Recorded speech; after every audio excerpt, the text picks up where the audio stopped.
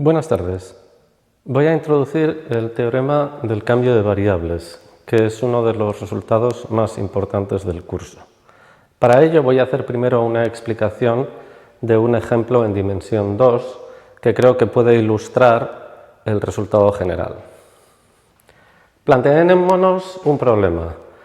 Calcular el momento de inercia de un disco, piénsese en un CD o en un LP, plano, de radio R, de densidad constante, respecto de su propio centro. Y intentemos calcularlo en coordenadas cartesianas primero. Tenemos aquí el dibujo del disco con su radio, este es el centro al que llamamos O, en coordenadas X y, que son las coordenadas en las que nosotros medimos. Tenemos reglas euclídeas, o si se quiere cartesianas, más que euclídeas. X e Y, perpendiculares entre sí. ¿Qué es el disco? El disco es el conjunto de puntos que dista del origen menos que R. Si la distancia la elevamos al cuadrado, nos queda el conjunto de puntos tal que x al cuadrado más y al cuadrado es menor o igual que R cuadrado, que es la inecuación que define un círculo. En cartesianas, ya lo hemos hecho, este conjunto se parametriza relativamente fácil como x entre menos R y R, y para cada x, la y está entre el límite inferior del disco y el límite superior del disco, que son las raíces cuadradas correspondientes. Si queremos calcular el momento de inercia, lo que tenemos que hacer es calcular el momento de inercia de cada punto, que es distancia al cuadrado respecto del eje. Como estamos en dimensión 2, el eje es un punto. La distancia de un punto xy al origen es x cuadrado más y cuadrado raíz cuadrada, la distancia al cuadrado, x cuadrado más y cuadrada, por la masa de dicho punto. Como la densidad es constante, la masa del punto es densidad por área del punto. Y el momento de inercia total, que es la respuesta o la solución a nuestro problema, es la suma en el disco de los momentos de inercia de cada punto.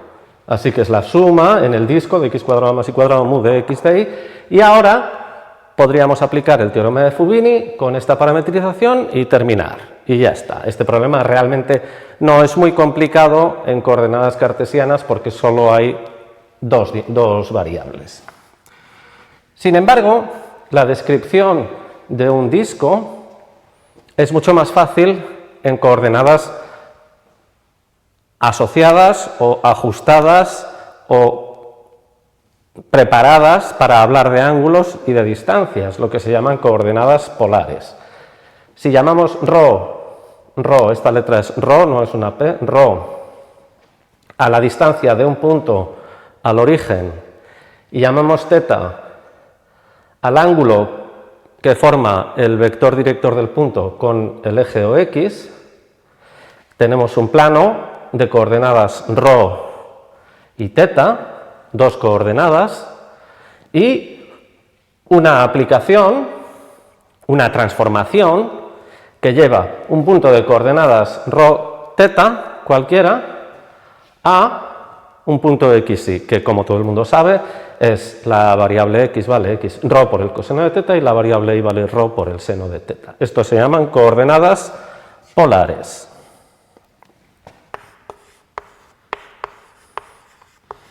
Y vamos a llamar a esta transformación, para darle un nombre breve, phi.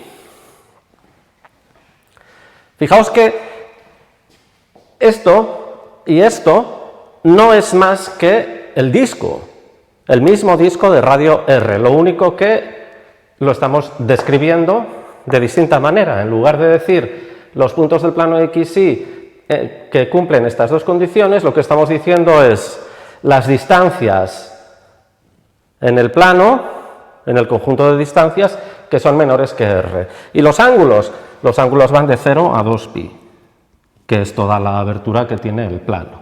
No hay más ángulos. Por tanto, como es la misma cosa, si el momento de inercia del disco era la suma en d de los momentos de inercia de cada punto, Pues el momento de inercia en el disco tendrá que ser la suma en D, en el disco, de los momentos de inercia de cada punto. Porque esto describe el mismo conjunto que este, pero la forma es distinta. Se describe de manera distinta. Ahora, ¿cuál es el momento de inercia de cada punto en coordenadas polares? Pues, por una parte, la distancia no cambia, la distancia al origen. La distancia al origen es x al cuadrado más y al cuadrado, la distancia al origen al cuadrado, ρ al cuadrado. Eso no ha cambiado. La densidad de cada punto, x, y, es la misma. Entonces tendré que multiplicar por la misma densidad, mu. Pero ahora viene el problema. Esto es el área de un punto en coordenadas cartesianas. ¿Qué hago yo con esto? Pongo d de ρ, d de teta. ¿Puedo poner esto? ¿Qué unidades tendría esto? Fijaos, y esto es una idea muy importante para darse cuenta de por qué es necesario el teorema que vamos a explicar mañana. Si yo utilizara d de ρ, d de teta, esto tendría las siguientes unidades. L al cuadrado del ρ al cuadrado, mu, masa por L a la menos 2. Y ahora, d de ρ es una longitud, d de teta, esto es un ángulo. Los ángulos no tienen unidades. Esto me daría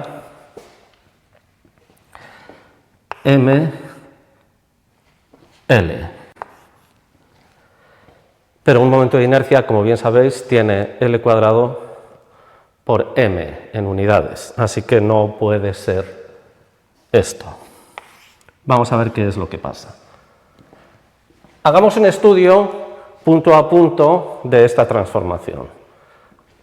Este es nuestro eje ρ, este es nuestro eje teta, cogemos un punto aquí. Fijaos, voy a coger el 0, 0, en blanco, se transforma en este triangulito tan pequeño de aquí, que tendrá el área que sea.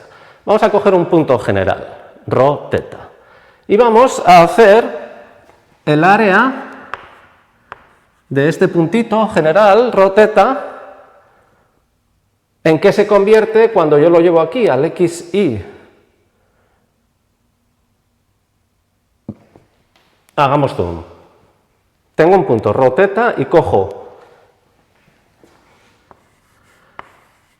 desplazo un ángulo pequeño aquí y desplazo un ángulo pequeño aquí. Este sería el cuadrado unidad en ρ, teta.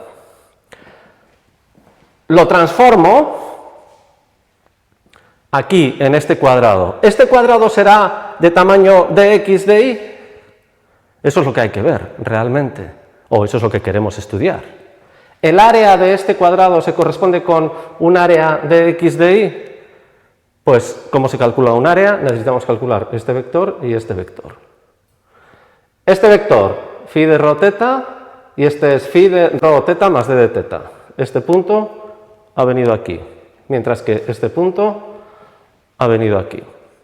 Lo único que tengo que hacer es calcular esto menos esto para un vector y esto menos esto para el vector v. Vamos a utilizar las fórmulas trigonométricas del coseno de la suma y el seno de la suma, que hay que saber porque en este curso aparecen muchas veces. ¿Cuál es el tamaño, es decir, el área de este cuadrado? Aquí hay unas cuentas muy largas que cuesta mucho más escribirlas que describirlas. El vector u. El vector u es la resta entre las coordenadas de phi de ρ, teta más de teta y phi de ρ, teta, que es esa resta. Esa resta la desarrollamos, blup, nos sale esto, ρ por el coseno de teta más ρ por el seno de teta. Ahora, desarrollamos el coseno. Ρ, coseno de teta menos ρ, seno de teta, ρ coseno de teta, menos el punto. No es más que echar la cuenta, pero convendría que la echarais. Y ahora aquí es donde simplificamos. D de teta es un ángulo súper pequeño, es la anchura de un punto angular, así que el coseno es aproximadamente 1. Y habrá un error muy pequeño, pero nos olvidamos de él. El seno de un ángulo, de ese ángulo súper pequeño, no es cero, importante, no es cero. El seno de un ángulo muy pequeño se identifica con el ángulo, con la longitud de arco. Así que nos queda aquí d de teta. En la segunda coordenada nos queda lo mismo. Seno de d de teta es d de teta, coseno de teta es 1. Echamos toda esta resta y nos sale menos rho seno de teta d de teta, rho coseno de teta d de teta. Eso es lo que mide, perdón, esas son las dos coordenadas del vector u.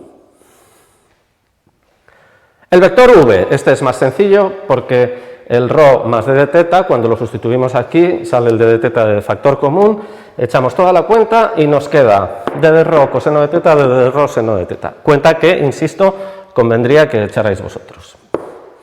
Tenemos el vector u y el vector v ya calculados.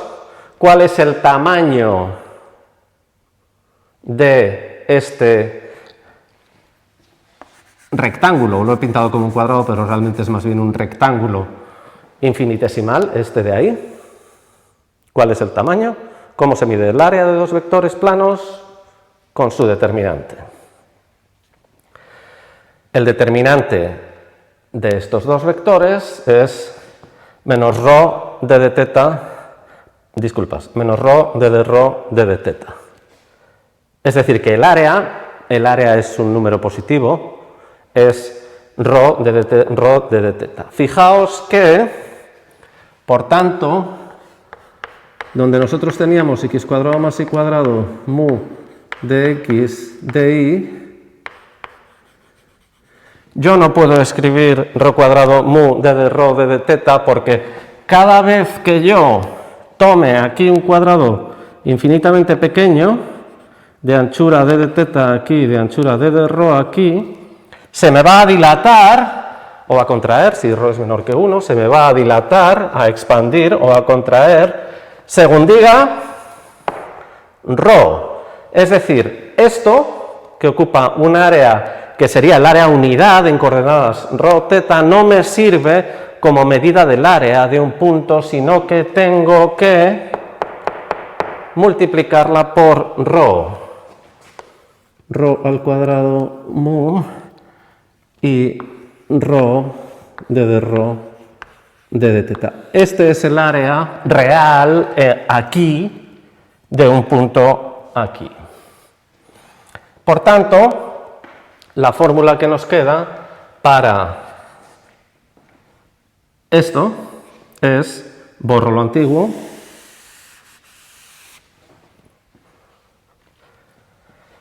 la integral en el mismo d, pero en las coordenadas ahora, rho teta de quién, de rho al cuadrado por mu, ajustamos el jacobiano rho de rho de teta. Fijaos que este rho de teta es el valor absoluto porque las áreas son siempre positivas.